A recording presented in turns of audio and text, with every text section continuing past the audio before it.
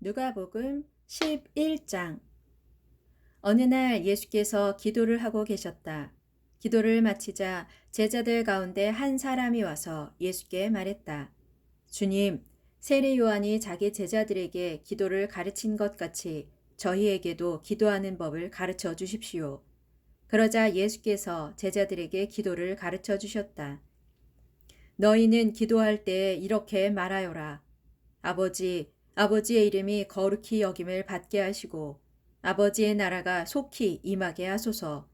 날마다 우리에게 필요한 양식을 내려주시고 우리가 우리에게 죄 지은 사람들을 용서하오니 아버지께서도 우리의 죄를 용서해 주시고 우리를 유혹에 빠지지 않게 지켜 주소서.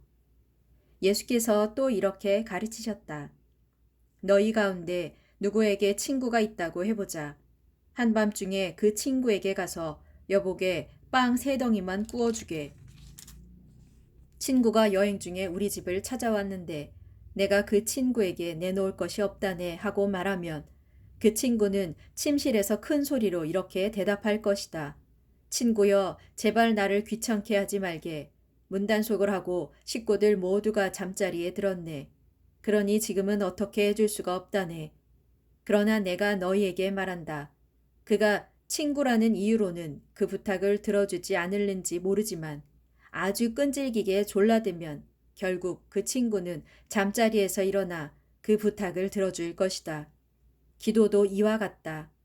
구하라. 그러면 너희에게 주실 것이다. 찾으라. 그러면 너희가 얻을 것이다. 문을 두드려라.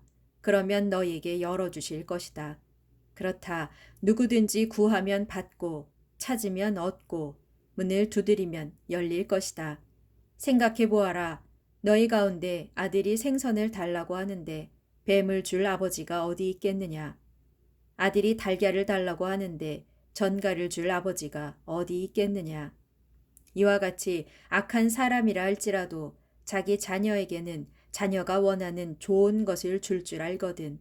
하물며 하늘에 계신 너희 아버지께서야 구하는 자기 자녀에게 성령을 주시지 않겠느냐. 예수께서 벙어리 된 사람에게서 귀신을 쫓아내시니 그가 말을 하게 되었다. 이 광경을 본 사람들이 모두 크게 놀랐다. 그러나 그들 가운데 몇몇 사람들은 이렇게 말했다. 저 사람이 귀신을 쫓아내는 것은 귀신의 두목인 바알세불의 힘을 빌려서 그렇게 하는 것이다. 또 어떤 사람들은 예수를 시험하려고 하늘에서 오는 표적을 예수께 요구했다. 예수께서 그들의 생각을 아시고 그들에게 이렇게 말씀하셨다. 어느 나라든지 분란이 생기면 망하고 어느 가정이든지 불화가 생기면 기우는 법이요. 사탄이 서로 분란을 일으키면 그 나라가 어떻게 서 있을 수 있겠소. 당신들은 내가 바알세불의 힘을 빌려 귀신을 쫓아낸다고 하는데 당신들 말대로 바알세불이 자기 부하인 귀신을 쫓아낸다면 그렇다면 당신들의 추종자들은 과연 누구의 힘으로 귀신을 쫓아내는 것이오. 그러므로 당신들의 추종자들이야말로 당신들이 틀렸음을 판단하는 재판관이 될 것이오. 그러나 내가 하나님의 능력으로 귀신을 쫓아내고 있다면 하나님의 나라가 이미 당신들에게 임한 것이오. 힘센 사람이 완전 무장을 하고 자기 집을 지키고 있으면 그의 재산은 안전하다오. 그러나 그보다 더 강한 사람이 그를 공격하여 제압하면 그가 의지하던 무기를 빼앗고 또 그가 가진 재물도 빼앗아서 자기를 따르는 자들에게 나누어 줄 것이오. 누구든지 나를 지지하지 않는 사람은 나를 반대하는 사람이고 나와 함께 모으지 않는 사람은 내 세력을 흩트리는 사람이요. 한 더러운 귀신이 사람에게서 나와 물 없는 거친 땅을 헤매며 쉴 곳을 찾다가 결국 찾지 못하면 그 귀신은 이렇게 말한다오. 안 되겠다. 내가 나온 곳으로 다시 돌아가야겠다. 그 더러운 귀신이 다시 돌아와 보니 집이 깨끗이 청소되고 잘 정돈되어 있는 것을 보고는 자기보다 더 더러운 다른 7 귀신들을 데리고 와서 그 사람에게로 들어가 자리를 잡고 산다오. 그렇게 되면 그 사람은 이전보다 훨씬 더 비참하게 된다오. 예수께서 이 말씀을 하실 때 군중 속에서 한 여자가 크게 외쳤다. 당신을 낳아 젖 먹여 기르신 분은 참으로 복받은 여인입니다.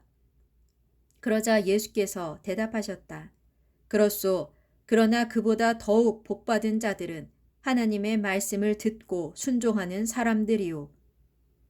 사람들이 점점 더 많이 모여들자 예수께서 그들에게 말씀하셨다. 이 세대가 참으로 악합니다. 이 세대가 표적을 보여달라고 내게 요구하지만 나는 요나의 표적밖에는 보여줄 것이 없습니다. 예언자 요나가 니느웨 사람들에게 표적이 되었던 것처럼 인자도 이 세대에게 표적이 될 것입니다. 장차 심판 때에는 남쪽 나라의 여왕이 이 세대 사람들과 함께 일어나서 이 세대 사람들을 정죄할 것입니다. 그 여왕은 솔로몬의 지혜를 듣기 위해 머나먼 땅 끝에서부터 왔기 때문입니다. 그러나 보십시오. 솔로몬보다 훨씬 더 위대한 이가 이제 여기에 있습니다. 또 장차 심판 때에는 니느웨 사람들이 이 세대 사람들과 함께 일어나서 이 세대 사람들을 정죄할 것입니다. 그들은 예언자 요나의 설교를 듣고 회개하였기 때문입니다. 그러나 보십시오. 예언자 요나보다 훨씬 더 위대한 이가 이제 여기에 있습니다. 등불을 켜서 골방이나 말 아래 숨겨두는 사람은 아무도 없습니다. 그러나 그것을 등잔대 위에 얹어두어 방 안에 들어오는 모든 사람들로 하여금 그 빛을 보게 합니다. 여러분의 눈은 몸의 등불입니다. 여러분의 눈이 좋으면 여러분의 온몸이 빛으로 가득 찰 것입니다. 하지만 여러분의 눈이 나쁘면 여러분의 온몸도 어둡게 될 것입니다. 그러므로 여러분 속에 있는 빛이 흐려지지 않도록 잘 살펴보십시오. 만일 여러분 속에 빛이 가득 차 어두운 구석이 없으면 빛이 환하게 비출 때와 같이 여러분의 온몸도 온전히 밝게 빛날 것입니다. 예수께서 말씀을 마치셨을 때 바리새파 사람 하나가 예수께 음식을 대접하겠다며 자기 집에 예수를 초청했다. 예수께서는 그 집에 가셔서 식탁에 앉으셨다. 바리새파 사람은 예수께서 손도 씻지 않으시고 식탁에 앉는 것을 보고는 이상하게 여기며 놀랐다. 그러자 예수께서 그에게 말씀하셨다. 당신들 바리새파 사람들은 접시와 잔 같은 외부의 것들은 깨끗이 씻으면서도 당신들 속은 탐욕과 사악함으로 가득 차 있소. 어리석은 자들이여, 겉을 만드신 분이 속도 만드셨다는 것을 어찌 알지 못하는 것이오. 그러므로 정결한 마음으로 가난한 사람들에게 구제를 베푸시오. 그러면 모든 것들이 당신들에게 깨끗해질 것이오. 당신들 바리새파 사람들이여, 당신들에게 화가 있을 것이오. 당신들은 박하와 운향과 온갖 채소들의 11조는 꼬박꼬박 바치면서 정작 정의와 하나님께 대한 사랑에 대해서는 태만하기 이를 데 없소. 그처럼 11조도 마땅히 바쳐야지만 그보다 더욱 정의와 하나님께 대한 사랑을 힘써 행해야 하오. 당신들 바리새파 사람들이여, 당신들에게 화가 있을 것이오. 당신들은 회당에서는 높은 자리에 앉기를 좋아하고 시장에서는 인사받기를 즐겨하오. 마치 당신들은 평평하게 쓴 무덤 같아서 사람들이 그 위를 밟고 지나가면서도 그것이 무덤인 줄을 알지 못하오. 당신들 위선자들이여, 그러므로 무서운 심판이 당신들을 기다리고 있소. 그때 어떤 율법교사가 그 자리에 있다가 예수께 말했다.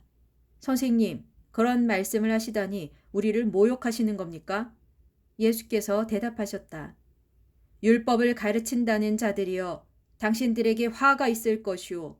당신들은 사람들에게 힘든 짐을 지라고 강요하면서 당신들 자신들은 그들을 돕기 위해 손가락 하나 까딱하려 하지 않소. 당신들에게 화가 있을 것이오. 당신들은 당신들의 조상들이 죽인 예언자들의 무덤을 세우고 그것을 꾸미고 있소. 이처럼 당신들의 조상들은 예언자들을 죽였고 당신들은 예언자들의 무덤을 꾸미고 있으니 이와 같이 당신들은 당신들의 조상들이 한 짓에 동참하고 있음을 스스로 입증하고 있소. 이 때문에 지혜로우신 하나님께서 이처럼 말씀하셨소. 내가 예언자들과 사도들을 그 백성들에게 보낼 터인데 그들은 예언자들과 사도들을 죽이기도 하고 박해하기도 할 것이다. 그러므로 이 세대는 세상이 시작되던 때로부터 흘린 하나님의 종들의 피에 대해서 책임을 져야 할 것이요. 즉 아벨의 죽음으로부터 제단과 성소 사이에서 죽임당한 사가랴의 죽음에 이르기까지 그 모든 책임을 당신들이 온전히 져야 할 것이요. 당신들 율법 교사들에게 화가 있을 것이요. 당신들은 지식의 열쇠를 가로채서 당신들 자신들도 들어가려 하지 않고 또 들어가려고 하는 자들까지도 막았기 때문이요. 예수께서 그 집에서 떠나실 때 바리새파 사람들과 율법 교사들은 갖가지 질문을 던져 예수를 격렬하게 몰아붙였다. 그렇게 해서 예수께서 하시는 말씀에서 어쨌든지 트집을 잡으려고 애썼다.